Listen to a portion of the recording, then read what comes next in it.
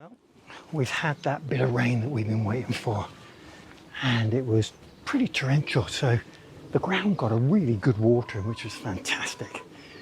And the potatoes have really put a growth spurt on, really. We've got flowers on these, which is indicating that they're soon needing to be harvested. These from the polytunnel are going to take a bit of a while to recover, I think. And the garlic continues to grow vigorously. Just a couple of weeks and I think that'll be out. And my neighbouring plot holder, he's been taking garlic and potatoes already, so they're obviously come along nicely in this warm and wet weather mix. One thing that has been happening with the wet weather is the brassicas have really shifted on. Let me show you. So this kale, just looking fabulous now. We always get a bit of damage on these that are nearest the path, because it seems to me that the slugs come over and probably retreat back in the night, and this one's never really got going. So I'm probably going to be replacing, well, at least one of those with a plant that's in my spares. It seems a shame just to have a space that's not working. The same thing happens here, and again I might replace that with one that I've got in my spares. And of course that's the runner beans, which are growing nicely, and we're getting some real height on them now. It won't be long before they get cracking up to the top of that structure. And onions have really been coming along. This is the onion sets, and they're probably the most vigorous of all the onions I've planted, but they did go in first. The Bedfordshire Champion is the other onion that's probably the strongest, and they're looking mighty fine. So I'm really pleased with those. And well, I debated about the spacing on these, didn't I? Whether I should have more or not.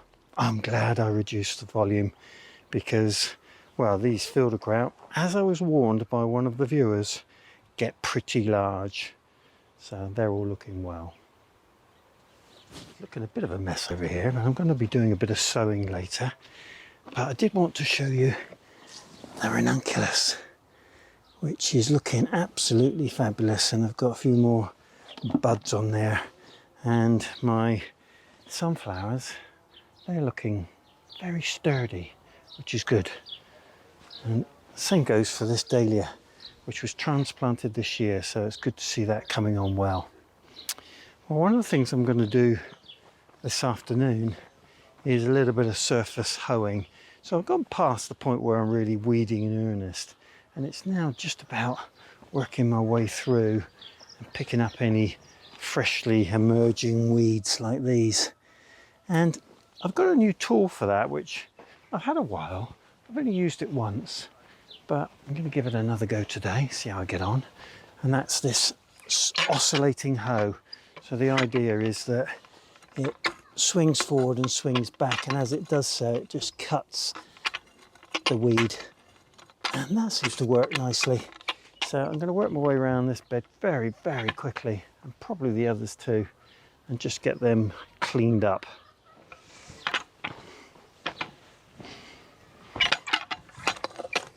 It's actually very good for the paths as well, this, so I might just give it a go on my squash beds, which are really, well, the paths are looking really ready for a weed, but this works very well. And as long as you keep this oscillating hoe sharp, which it is right now, it just slices through everything really easy.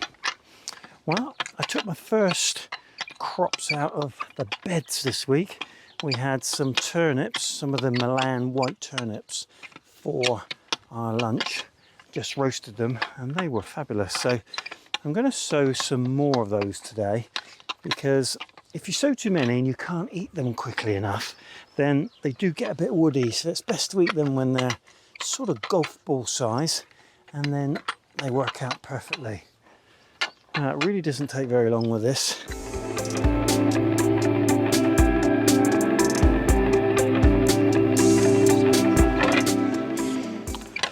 Well, I don't recommend too many things, but having just ripped through those paths and those beds with this oscillating hoe, have to say I really like this. So I'm putting it through the ultimate test, which is this rather neglected path, just to see how quickly I can get through it. And of course it's going to make a bit of a mess because this stuff's pretty well rooted, but it just slices through it. And I wasn't really looking forward to this job because it looked like it was going to take ages of pulling out. And of course it's not getting rid of the weeds, but where mare's tail's concerned, you never really get rid of it anyway. So if you can give it a really good hammering like this, then I think it's probably about as much as you want.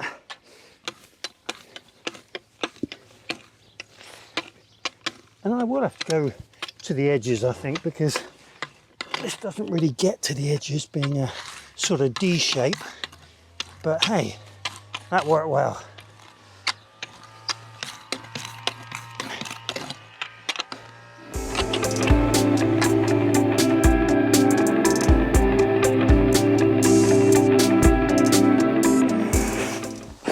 Well, as I said in some of my previous videos, the time has come to get my parsnips in, and you just have to make sure they don't get too tall, otherwise the root starts to hit the base and that can be a bit of a problem. So these are all planted into toilet rolls or sown into toilet rolls, and then the idea is that you can lift the whole toilet roll out without damaging the roots, and that way you can make sure that you get, well, a germination in the right place, and this enables me to position them. So I'm going to squeeze on this one and see if we can get it out. The first one's always a bit more challenging than the others. No, and that's taken the end of the root off, and I'm not going to put that one in because of that reason. But you do need to get in and get under these, so that one's going to have to be a casualty. Right, here we go. Let's get underneath. And up they come, and that's what I'm looking for, a plant that's got a root that's full and not disturbed, and then I can drop that in. I'm just going to fill underneath where I've made a very deep hole because I want that root to grow down, and I've filled it in underneath so that there's not an air gap. And that's really quite a gentle sowing, and the plant's not been disturbed in any way because it's within the confines of that toilet roll. And I'll just break out the next one, and you can see that one's got a fairly long root on it, so I'm going to put that to the side for now. I'm looking for the ideal. I haven't got that many stations to put these in, so I'm just going to make sure I get the right ones. There we go, that's a better one. So again, I'll just fill the deep hole that I've made with softer compost and then just work my way around it, and they don't even know they've been moved really, which is fantastic. And I work my way through these, and then of course I've got to cover these up, and I'll be using the hoops that I've got on the onion sets up there so that I can cover this and protect it from the cats, and that's now grown too tall for those, so it makes good use of them. Okay, onwards.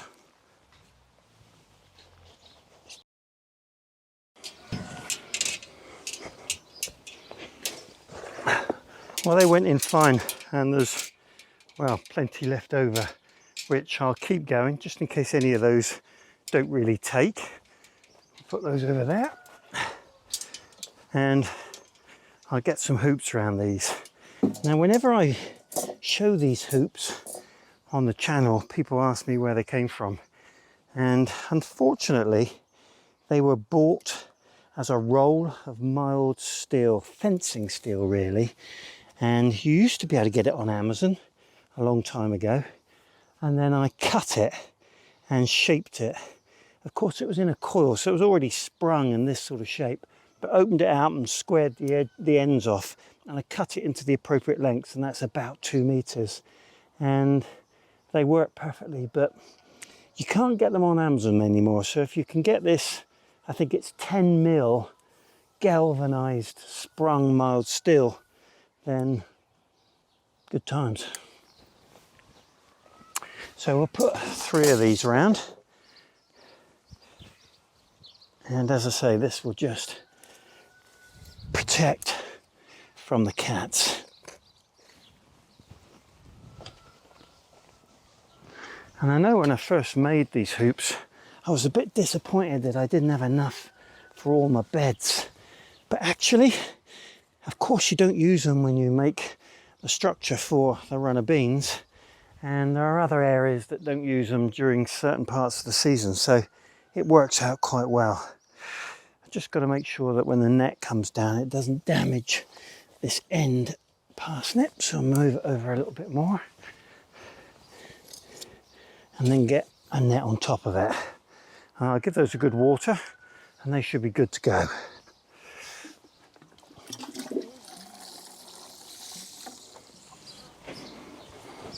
I get asked the same question, where do I get the netting from?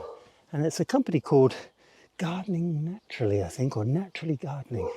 And they're an online company and it's a bird or butterfly netting. And there's many choices on there, but it's really good. This is a soft variety and therefore it's quite malleable, which is useful. So that's all those covered up. And they will look like they're a bit sad for a while. They probably even lay down, but that's normal because they've been transplanted and they will stand up over the next day or two and then get growing.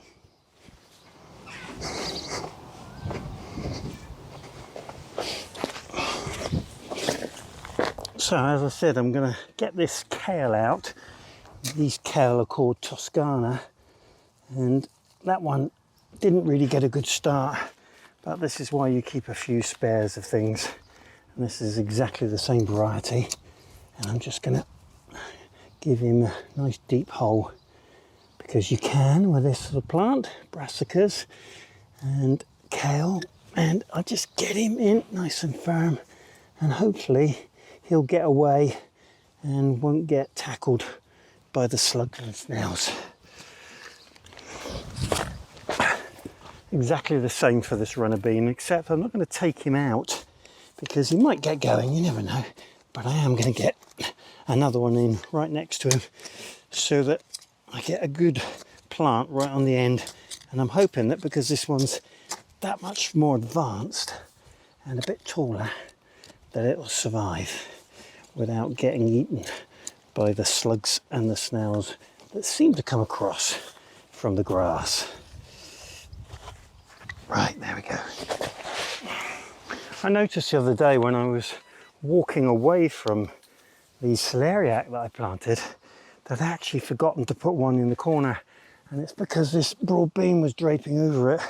So I think I'm going to get him in now and I'll worry about the broad bean at some other point. I think he's just going to lean. These are celeriac from the soil blocks, and I think you can see they're well rooted and a nice healthy plant. So I do recommend soil blocks, although it's a little bit more effort. It of course is saving on plastic.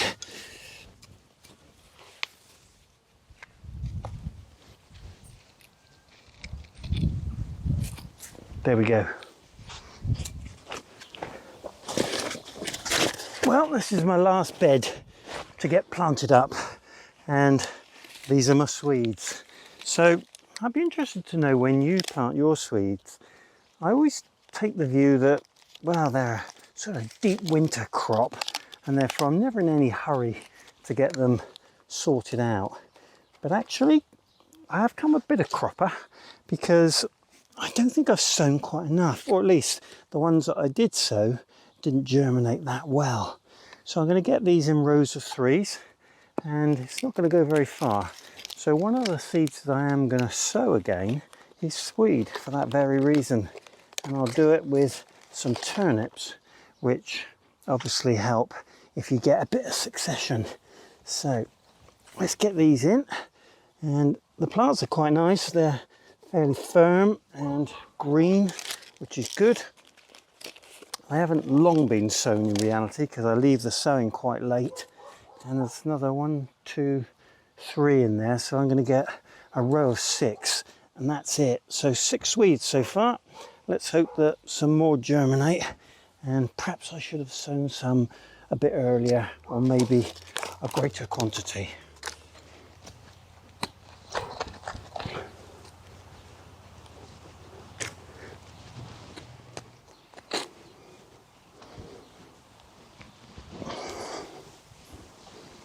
There we go. They should be getting on very soon.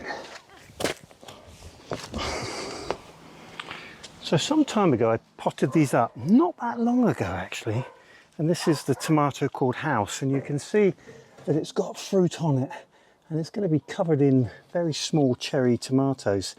But I think that even though I've potted them on once, they would benefit from potting on again. So I'm just going to put them in this slightly larger pot and see if we can get a bit more vigorous growth and a few more fruit on there. So quite simply, I'm going to fill these pots up with, well, this is a peat-free compost.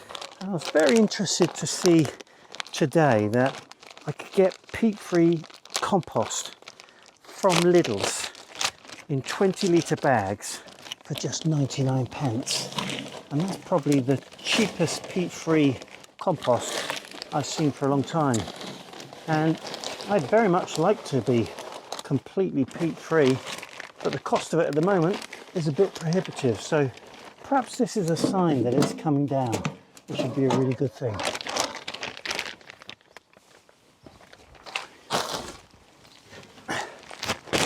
And here's the compost itself, peat-free multi-purpose compost, and it's by Grandiole, which is their own brand. So let's just top these off. I'm going to need a bit more of this for the seeds that I'm going to sow. So I think I'm going to just fill this tray first.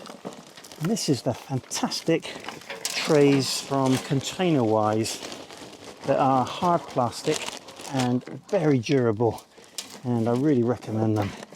So let's get that in.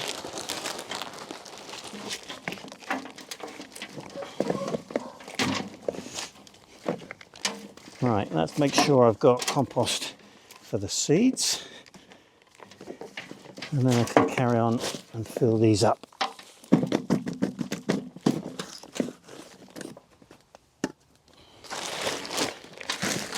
Just put a little bit more in each. Right, let's get these in there. Now, should be a fairly good root system on these, I would think. Pretty good. So, got way too much in there. At least it's to hand now. And I just set him down into that pot and then fill around him. Or her.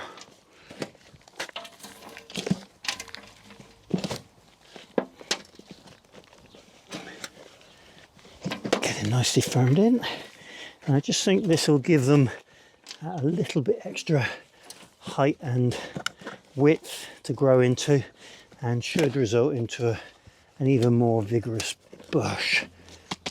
There we go. So 3 more of those to do. Right, there they go into their tray. It's typical, isn't it? Put them in a bigger pot and then they won't fit where you had them before. So one will have to go over here, and we'll give them a good water, and hopefully they'll keep growing on and give us some more fruit. And these capillary mats work exceedingly well, even for just general watering on a daily basis.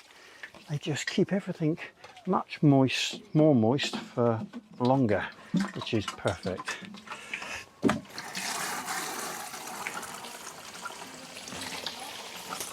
I do hope you enjoyed the video today. If you did, click the subscribe button, click the like button, and if you want updates from me each time I upload a video, click the bell and select all. I do hope you have a great day. Diolch yn fawr.